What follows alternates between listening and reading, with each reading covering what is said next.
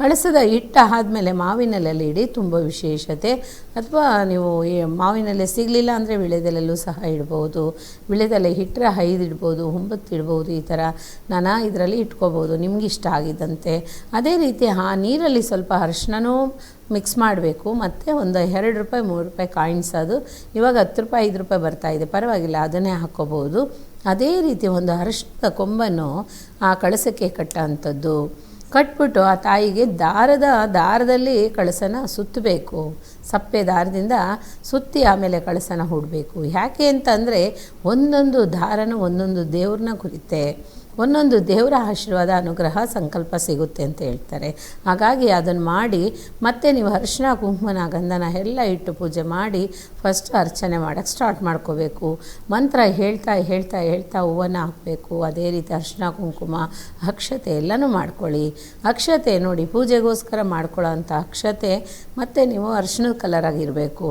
ರಾಘವೇಂದ್ರ ಸ್ವಾಮಿ ಅಕ್ಷತೆ ಮಾತ್ರನೇ ಆ ಕೆಂಪು ಕಲರಲ್ಲಿ ಇರೋ ಅಂಥದ್ದು. ಯಾಕೆ ಅಂತಂದರೆ ಅವ್ರ ಕಾವಿಗೆ ಸಂಬಂಧಪಟ್ಟವರು ರಾಘವೇಂದ್ರ ಸ್ವಾಮಿ, ಅದಕ್ಕೋಸ್ಕರನೇ ಆ ರೀತಿ ಅಕ್ಷತೆ ಕೊಡೋ ಅಂಥದ್ದು ಸಹ. ಅವ್ರಿಗೆ ಹಳದಿ ಕಲರಲ್ಲಿ ಬಳಸಬಾರ್ದು ಯಾವ ಕಾರಣಕ್ಕೂ. ಅವ್ರ ಪೂಜೆಗಾಗಲಿ ಅವ್ರ ಪಾದದ ಹತ್ರ ಆಗಲಿ ಹಳದಿ ಕಲರ್ ಇರೋ ಅಂಥ ಅಕ್ಷತೆ, ಶುಭ ಕಾರ್ಯಕ್ಕೆ ಯೂಸ್ ಮಾಡೋ ಅಂಥ ಅಕ್ಷತೆನ ನಾವು ರಾಯರಿಗೆ ಯೂಸ್ ಮಾಡ್ಕೋಬಾರ್ದು. ಅದೇ ರೀತಿ ರಾಯರ ಫೋಟೋಕ್ಕಾಗಲಿ ರಾಯರ ಶೆಲೆಗಾಗಲಿ ಅರಿಶಿನ ಕುಂಕುಮ ಇಡಬಾರ್ದು. ಕಾರಣ ಏನು ಅಂತಂದರೆ, ಈ ರೀತಿ ಕಳಸ ಇಟ್ಟು ನೀವು ಪೂಜೆ ಮಾಡ್ತಾ ಇರೋಂಥ ಸಮಯದಲ್ಲಿ ಮನೆ ರೂಮ್ ಒಳಗಡೆ, ಸ್ವಾಮಿ ರೂಮ್ ಒಳಗಡೆ ನೀವು ರಾಯರನ್ನ ಇಟ್ಟಿದ್ದೀರಾ ಅಂದರೆ ಅಲಂಕಾರ ಎಲ್ಲ ಮಾಡ್ಕೊಳ್ಳಿ. ಏನು ಬೇಕಾದರೂ ಪೂಜೆ ಮಾಡಿ, ರಾಯರಿಗೆ ಯಾವ ರೀತಿ ಬೇಕಾದರೂ ಪೂಜೆ ಮಾಡಿ, ಅವ್ರು ಅಕ್ಸೆಪ್ಟ್ ಮಾಡ್ಕೊತಾರೆ. ಆದರೆ ಅರಿಶಿನ ಕುಂಕುಮ ಇಡಬಾರ್ದು. ಯಾಕೆ ಅಂದರೆ ರಾಘವೇಂದ್ರ ಸ್ವಾಮಿ ಸನ್ಯಾಸಿ ಸ್ವೀಕಾರ ತಗೊಂಡು ಪಟ್ಟಾಭಿಷೇಕ ಆಗಿ ಅವರು ಗುರುಗಳಾಗಿರೋ ಅಂಥವ್ರು. ಅದು ಅವತಾರ ಮಹಾಪುರುಷ. ಅದಕ್ಕೋಸ್ಕರನೇ ಯಾರು ಸನ್ಯಾಸಿ ಹಾಕ್ತಾರೋ ಸ್ವಾಮಿಗಳಲ್ಲಿ ಅವ್ರಿಗೆ ಅರಿಶಿನ ಕುಂಕುಮ ಬಳಸಂಗಿಲ್ಲ. ಅದಕ್ಕೋಸ್ಕರನೇ ಹೇಳ್ತಾ ಇರೋದು. ಅದೇ ರೀತಿ ಕಳಸ ಮಹಾಲಕ್ಷ್ಮಿಗೆ ಕಳಸ ಇಟ್ಟಿದ ಮೇಲೆ ಏನಾಗುತ್ತೆ ಅಂತ ಅಂದರೆ, ನಮ್ಮ ಮನೇಲಿ ಆ ದೇವಿ ಬಂದು ನೆಲೆ ಹಾಕ್ತಾಳೆ. ಆಗ ಒಂದು 3 ಜನಕ್ಕಾಗಲಿ ಒಂದು 5 ಜನಕ್ಕಾಗಲಿ ಅರಿಶಿನ ಕುಂಕುಮ, ಒಂದು ಬ್ಲೌಸ್ ಆಗಲಿ, ಇಲ್ಲ ನಮಗೆ ಬ್ಲೌಸ್ ಕೊಡೋಕ್ಕಾಗಲ್ಲ ಅಂದರೆ ಅಟ್ಲೀಸ್ಟ್ ತಾಂಬೂಲನಾದರೂ ಕೊಡ್ಬೋದು. ಒಂದು ಯಾರಾದರೂ ಬರೋ ಅಂಥವರಲ್ಲಿ ನಮ್ಮ ವಯಸ್ಸಿಗೆ ದೊಡ್ಡವರಾಗಿದ್ದಾರೆ ಅಂತ ಅಂದರೆ ಕಾಲಿಗೆ ಬಿದ್ದು ನಮಸ್ಕಾರ ಮಾಡ್ಕೊಳ್ಳೋ ಅಂಥದ್ದು. ಯಾಕೆಂದರೆ ಬಂದಿರೋ ಅಂಥದ್ದು ಏನು ಎಂಥದ್ದೇ ಕಷ್ಟಗಳಾಗಿರಲಿ ಖಂಡಿತವಾಗ್ಲಿ ದೂರ ಆಗುತ್ತೆ. ಇವತ್ತಿನ ದಿವಸ ಮಹಾಲಕ್ಷ್ಮಿನ ಪ್ರಾರ್ಥನೆ ಮಾಡಿ ನೀವು ಅವ್ರ ಸ್ತೋತ್ರನೆಲ್ಲ ಹೇಳ್ಕೊಳ್ಳಿ. ಅದೇ ರೀತಿ ಹಾಡು ಹಾಕ್ಕೊಂಬಿಡಿ. ಹಾಡು ಹಾಕ್ಕೊಂಡು ಮಹಾಲಕ್ಷ್ಮಿ ಹಾಡು ಹಾಕ್ಕೊಂಡು ಪೂಜೆ ಮಾಡ್ತಾ ಬನ್ನಿ. ನಿಮ್ಮ ಮನಸ್ಸಿಗೆ ರಿಲ್ಯಾಕ್ಸೇಷನ್ ಸಿಗುತ್ತೆ, ನೆಮ್ಮದಿ ಸಿಗುತ್ತೆ. ಮುಖ್ಯವಾಗಿ ಏನು ಕಳ್ಕೊಂಡಿರ್ತೀರೋ ಅದು ಸ್ವಲ್ಪ ಸ್ವಲ್ಪ ಸಿಗೋದಕ್ಕೆ ದಾರಿ ಸಿಗುತ್ತೆ. ಯಾಕೆಂದರೆ ಆ ಕಳಸಾನ ಅಂಥದ್ದು ತುಂಬಾ ನಮ್ಮ ಕುಂಭ ಅಂತ ಹೇಳ್ತೀವಿ. ಆ ಕುಂಭದಲ್ಲಿ ನಮ್ಮ ಕಷ್ಟನೆಲ್ಲ ಕುಂಭದಲ್ಲಿ ಹೋಗಿ ತುಂಬುತ್ತೆ. ಅದು ತುಂಬಿದಂಥ ಕಳಸದಿಂದನೇ ನಮಗೇನು ಬೇಕೋ ಆ ಕುಂಭದಿಂದನೇ ಬೇಕಾಗಿದ್ದನ್ನೆಲ್ಲ ಪಡ್ಕೋಬೋದು. ಹಾಗಾಗಿ 9 ಶುಕ್ರವಾರ ಈ ರೀತಿ ನೀವು ಮಾಡಿದ್ರ ಅಂದರೆ ಆಟೋಮೆಟಿಕ್ಕಾಗಿ ಅಲ್ಲಿರೋ ಅಂಥ ದರಿದ್ರ ಹೋಗುತ್ತೆ. ದೋಷ ಹೋಗಲ್ಲ, ಪಾಪ ಹೋಗಲ್ಲ, ಶಾಪ ಹೋಗಲ್ಲ, ಆದರೆ ಕಷ್ಟಗಳು ದೂರ ಆಗುತ್ತೆ. ಇದೆಲ್ಲ ದೋಷಗಳಾಗಲಿ ಪರಿಹಾರ ಮಾಡೋಕ್ಕೆ ಎಲ್ಲನೂ ಶಾಪಗಳಾಗಲಿ ಅದೆಲ್ಲ ಬೇರೆ ರೀತಿ ಪೂಜೆ. ಇದು ಮಾಡೋ ಅಂಥದ್ದು ನಮ್ಮನೆ ಶುಭವಾಗಲಿ, ನಮ್ಮನೆ ಚೆನ್ನಾಗಿರಲಿ, ನಮ್ಮನೆ ಇಂಪ್ರೂವ್ಮೆಂಟ್ ಆಗಲಿ, ನಮ್ಮ ಮನೇಲಿ ಇರೋ ಅಂಥ ಒಂದು ಸ್ವಲ್ಪ ಏನು ಹೇಳೋದು ಲಕ್ಷ್ಮೀ ಕಟಾಕ್ಷ ಇಲ್ದಿರೋ ಅಂಥದ್ದು ಸ್ವಲ್ಪ ವೃದ್ಧಿ ಆಗಲಿ ಅಂತ ಮಾಡೋ ಅಂಥದ್ದು.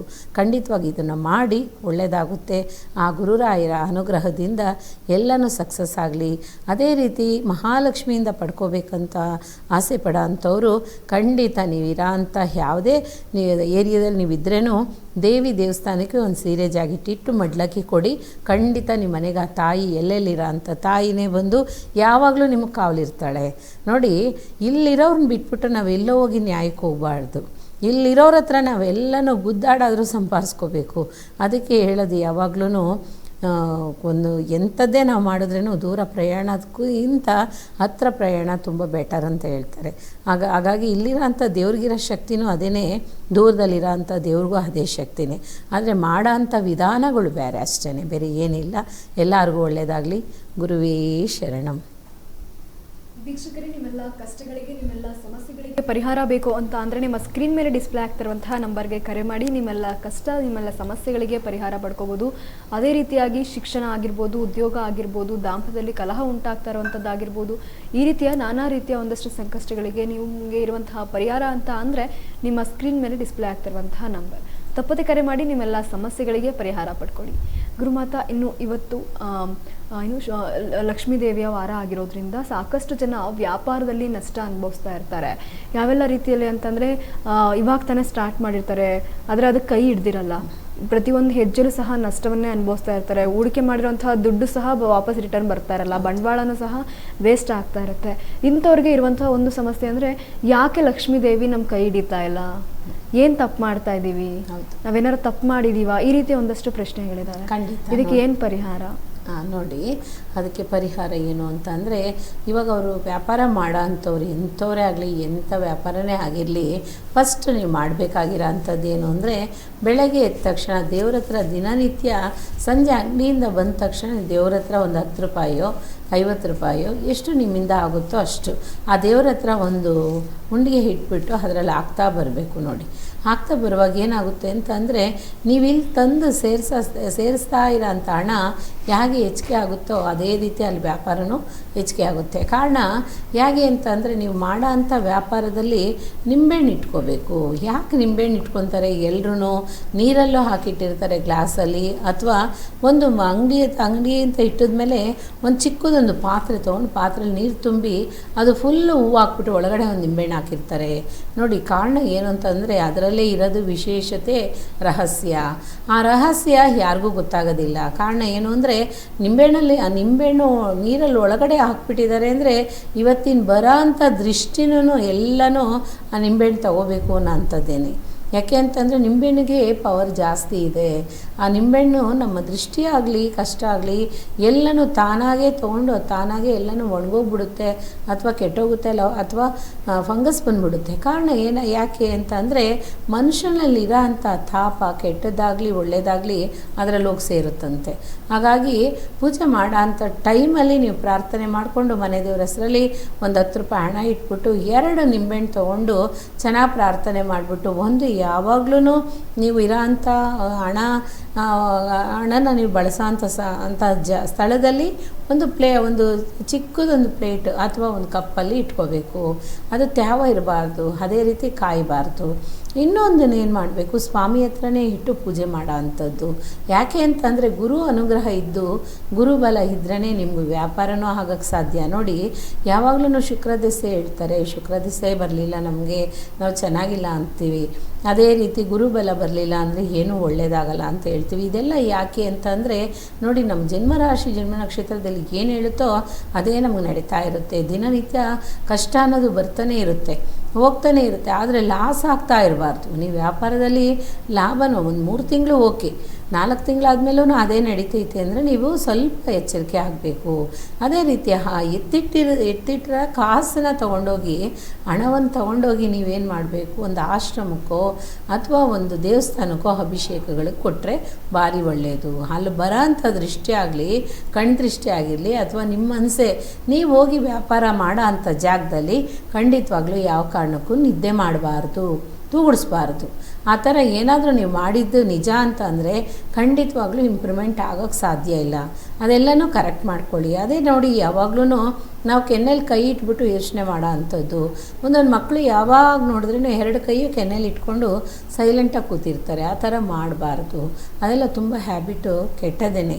ಅದೆಲ್ಲ ಬಿಟ್ಬಿಟ್ಟು ಸ್ವಲ್ಪ ಸಂತೋಷ ಖುಷಿಯಿಂದ ಪೂಜೆ ಮಾಡಿ ಭಗವಂತನ ಹತ್ರ ಬೇಡಿಕೊಂಡು, ಈ ಥರ ನನಗೆ ಇವತ್ತಿನ ದಿವಸ ನನಗೆ ಕೊಡೋ ಅಂಥ ಲಾಭ ಒಂದು ಯಾವಾಗಲೂ ನ್ಯಾಯದಿಂದ ಇರಬೇಕು, ಅದರಿಂದ ನ್ಯಾಯ ರೀತಿಯಿಂದ ನಾನು ಬಳಸ್ಕೋಬೇಕು ಅನ್ನೋ ಥರ ಪ್ರಾರ್ಥನೆ ಮಾಡಿ ಖಂಡಿತ ಒಳ್ಳೆಯದಾಗುತ್ತೆ. ಅದೇ ರೀತಿ ವ್ಯಾಪಾರ ಮಾಡೋ ಅಂಥ ಸ್ಥಳದಲ್ಲೂ ಸಹ ಒಂದು ಕಳಸ ಇಡಲೇಬೇಕು. ಕಳಸ ಇಟ್ಟು ನೀವು ಯಾವ ವ್ಯಾಪಾರ ಮಾಡ್ತೀರೋ ಆ ವ್ಯಾಪಾರಕ್ಕೆ ಅಡ್ಜಸ್ಟ್ ಆಗೋ ಥರ ಸ್ವಾಮಿನ ಇಟ್ಕೋಬೇಕು, ದೇವ್ರನ್ನ. ಆವಾಗಲೇ ನಿಮಗೆ ನೋಡಿ, ಇವಾಗ ಕಾಸಲ್ಲಿ ವಾತಾವರಣ ಎಲ್ಲ ಅಂಗಡಿಗಳಲ್ಲೂ ಸರಿ, ಎಲ್ಲ ವ್ಯಾಪಾರದಲ್ಲೂ ಹಣನೇ ನಮಗೆ ಬೇಕಾಗಿರೋದು. ಹಣ ಕೊಡ್ತೀವಿ, ಹಣ ತೊಗೊತಾ ಇರ್ತೀವಿ. ಈ ಥರಂಥ ಸ್ಥಾನದಲ್ಲಿ 3 ಲಕ್ಷ್ಮೀ ಇರೋಂಥ ಫೋಟೋನ ನೀವು ಇಟ್ಕೋಬೇಕು. ಕಾರಣ ಏನು ಅಂತಂದರೆ ಲಕ್ಷ್ಮೀ ಸರಸ್ವತಿ ದುರ್ಗಾ ಇರೋ ಅಂಥದ್ದು. ಎಂಥದ್ದೇ ದುಷ್ಟಶಕ್ತಿ ಬಂದ್ರೂ ಆ ದುರ್ಗಾ ಅಳಿಸ್ತಾಳೆ, ಎಂಥದ್ದೇ ಲಾಭ ನಷ್ಟ ಬಂದ್ರೂ ಲಕ್ಷ್ಮಿ ನೋಡ್ಕೊತಾಳೆ, ಎಂಥ ಕಷ್ಟ ಬಂದ್ರೂ ಧೈರ್ಯ ತುಂಬ್ತಾಳೆ ಲಕ್ಷ್ಮೀ ಸರಸ್ವತಿ ದುರ್ಗಾದೇವಿ. ಹೀಗಾಗಿ ಒಂದೊಂದು ದೇವಿಯರಿಗೂ ಒಂದೊಂದು ವಿಶೇಷತೆ ಇದೆ. ಅದನ್ನು ನೀವು ಮಾಡ್ಕೊಳ್ಳಿ. ಮಾಡ್ಕೊಳ್ತಾ ಬರ್ತಾ ಬರ್ತಾ ಬರ್ತಾ ಬರ್ತಾ 1 ತಿಂಗಳು 2 ತಿಂಗಳು ಈ ಥರ ಹೋಗ್ತಾ ಹೋಗ್ತಾ ಲಾಭ ನೋಡ್ಬೋದು. ಏಕದಮಾಗಿ ನಮಗೆ ಲಾಸ್ ಆಗ್ತಾಯಿದೆ ನೋಡಿ. ಪಾಪ ಹುಟ್ಟಿದ ತಕ್ಷಣ ನಡೆದ್ಬಿಟ್ರೆ ನಾವು ಯಾಕೆ ಸಾಕಬೇಕು? ಅದಕ್ಕೆ ಏನೇನು ಪರಿಪಾಲನೆ ಮಾಡಬೇಕು, ಆಮೇಲೆ ತಾನೇ ಅದು ನಡೆಯುತ್ತೆ. ಆ ರೀತಿ ನೀವು ಅಂಗಡಿ ಇಟ್ಟಿದ ತಕ್ಷಣ ಒಂದು ಮಗು ರೀತಿ ಅಂತ ಇಟ್ಕೊಳ್ಳಿ. ಆಗಲಿ ಲಾಸ್ ಆದ್ರೂ ಖಂಡಿತ ಲಾಭ ಬಂದು ಸೇರುತ್ತೆ, ಚಿಂತೆ ಮಾಡಬೇಡಿ. ಅಂಗಡಿಲೂ ಸಹ ಕಳಸ ಇಟ್ಕೊಂಡು ಪೂಜೆ ಮಾಡೋದನ್ನು ಅಭ್ಯಾಸ ಮಾಡ್ಕೊಳ್ಳಿ. ದೀಪ ಇಟ್ಟಿರೋಂಥ ಸ್ಥಳದಲ್ಲಿ ತುಂಬ ಕೇರ್ಫುಲ್ಲಾಗಿರಬೇಕು. ಗುರುವೇ ಶರಣ. ವೀಕ್ಷಕರೇ, ನಿಮ್ಮೆಲ್ಲ ಕಷ್ಟಗಳಿಗೆ, ನಿಮ್ಮೆಲ್ಲ ಸಮಸ್ಯೆಗಳಿಗೆ ನಿಮಗಿರುವಂತಹ ಒಂದು ಪರಿಹಾರ ಅಂತ ಅಂದರೆ ನಿಮ್ಮ ಸ್ಕ್ರೀನ್ ಮೇಲೆ ಡಿಸ್ಪ್ಲೇ ಆಗ್ತಿರುವಂತಹ ನಂಬರ್. ಶಿಕ್ಷಣ, ಉದ್ಯೋಗ, ದಾಂಪತ್ಯದಲ್ಲಿ ಕಲಹ, ಅದೇ ರೀತಿ ಮನೆ ಕಟ್ಟಕ್ಕಾಗ್ತಾ ಇಲ್ಲ ಅನ್ನೋಂಥವ್ರು ತಪ್ಪದೆ ಕರೆ ಮಾಡಿ ನಿಮ್ಮೆಲ್ಲ ಸಮಸ್ಯೆಗಳಿಗೆ ಪರಿಹಾರ ಪಡ್ಕೊಳ್ಳಿ. ಅದರಲ್ಲೂ ವಿಶೇಷವಾಗಿ ಗುರುಮಾತಾ ನಿಮ್ಮ ಧ್ವನಿ ಮುಖಾಂತರ ನಿಮಗಿರುವಂತಹ ಕಷ್ಟಗಳನ್ನು ಗುರುತಿಸಿ ಯಾವ ರೀತಿ ಪರಿಹಾರ ಕೊಡಬೇಕು, ಯಾವೆಲ್ಲ ರೀತಿಯಲ್ಲಿ ಪರಿಹಾರವನ್ನು ನೀವು ಪಾಲಿಸಬೇಕು ಎಲ್ಲವನ್ನೂ ಸಹ ತಿಳಿಸ್ಕೊಡ್ತಾರೆ. ತಪ್ಪದೆ ಕರೆ ಮಾಡಿ ನಿಮ್ಮೆಲ್ಲ ಸಮಸ್ಯೆಗಳಿಗೆ ಪರಿಹಾರ ಪಡ್ಕೊಳ್ಳಿ. ಗುರುಮಾತಾ, ಇನ್ನು ಈಗಾಗಲೇ ತಿಳಿಸ್ತಾ ಇದ್ರಿ, ಉದ್ಯೋಗಿಗಳಾಗಿರ್ಬೋದು ಅಥವಾ ಸ್ವಂತ ಬಿಸ್ನೆಸ್ ಮಾಡ್ತಾ ಇರೋವಂಥವ್ರಾಗಿರ್ಬೋದು ಯಾವ ರೀತಿ ತಪ್ಪು ಮಾಡ್ತಿದ್ದಾರೆ, ಯಾವೆಲ್ಲ ರೀತಿಯಲ್ಲಿ ಎಡುತ್ತಾ ಇದ್ದಾರೆ, ಅದರಿಂದ ಏನೆಲ್ಲ ಪರಿಣಾಮ ಬೀರ್ತಾ ಇದೆ ಅನ್ನೋವಂಥದ್ದು. ಅದೇ ರೀತಿಯಾಗಿ ಮನೆಯಲ್ಲಿ ಯಾವುದಾದ್ರು ಒಂದು ಹಬ್ಬ ಮಾಡಬೇಕಾದ್ರೆ, ಅದರಲ್ಲೂ ವಿಶೇಷವಾಗಿ ಲಕ್ಷ್ಮೀ ದೇವಿಯನ್ನು ಒಲಿಸ್ಕೊಳ್ಬೇಕು ಅನ್ನುವಂಥ ಹಬ್ಬ ಅಂತ ಬಂದಾಗ ವರಮಹಾಲಕ್ಷ್ಮಿ ಹಬ್ಬ. ಹೌದು. ಆ ಹಬ್ಬದ ದಿನ ಕೆಲವೊಬ್ರು ಹೇಗೆ ಮಾಡ್ತಾರೆ ಅಂತ ಅಂದರೆ, ಅವ್ರ ಕೈಯಲ್ಲಿ ದುಡ್ಡಿಲ್ಲ ಅಂದ್ರೂ ಸಹ ಸಾಕಷ್ಟು ಬಾರಿ ಸಾಲ ಮಾಡಿ ಹಬ್ಬವನ್ನು ಮಾಡಿರ್ತಾರೆ. ಇದು ಎಷ್ಟು ಒಳ್ಳೆಯದು ಅಂದರೆ ಸಾಲ ಅಂದರೆ ಮನೆಗೆ ಲಕ್ಷ್ಮಿನ ಕರ್ಸ್ಕೊಳ್ಳೋದಕ್ಕೆ ಸಾಲ ಮಾಡೋದು ಅವಶ್ಯಕತೆನಾ? ಖಂಡಿತ. ನೋಡಿ, ನೀವು ಕೇಳೋಂಥ ಪ್ರಶ್ನೆಗೆ ತುಂಬ ಜನಕ್ಕೆ ಡೌಟ್ ಇರುತ್ತೆ. ಅದನ್ನೆಲ್ಲ ಕ್ಲಿಯರ್ ಮಾಡ್ಕೊತಾರೆ. ಯಾಕೆಂತಂದರೆ ಹಬ್ಬ ಅನ್ನೋಂಥದ್ದು ನಾವು 1 ವರ್ಷ ಬಿಟ್ಬಿಟ್ರೆ ಮತ್ತೆ ನಾವು ಮಾಡ್ಕೊಳಕ್ಕಾಗಲ್ಲ ಅನ್ನೋ ಭಯ. ಒಂದು ಟೈಮ್ ವರಮಹಾಲಕ್ಷ್ಮಿ ಹಬ್ಬ ಬಿಟ್ಬಿಟ್ರು ಅಂದರೆ ಖಂಡಿತವಾಗಿ ಲೈಫಲ್ಲಿ ಮತ್ತೆ ಬರೋದಕ್ಕೆ ಕಷ್ಟ ಆಗ್ಬಿಡುತ್ತೆ. ಅದಕ್ಕೋಸ್ಕರ ಆ ಭಯ ಬಿದ್ದೇನೆ ಸಾಲ ಆದ್ರೇನೂ ಪರವಾಗಿಲ್ಲ ಅಂತ ದೇವಿ ಪೂಜೆ ಮಾಡ್ತಾರೆ.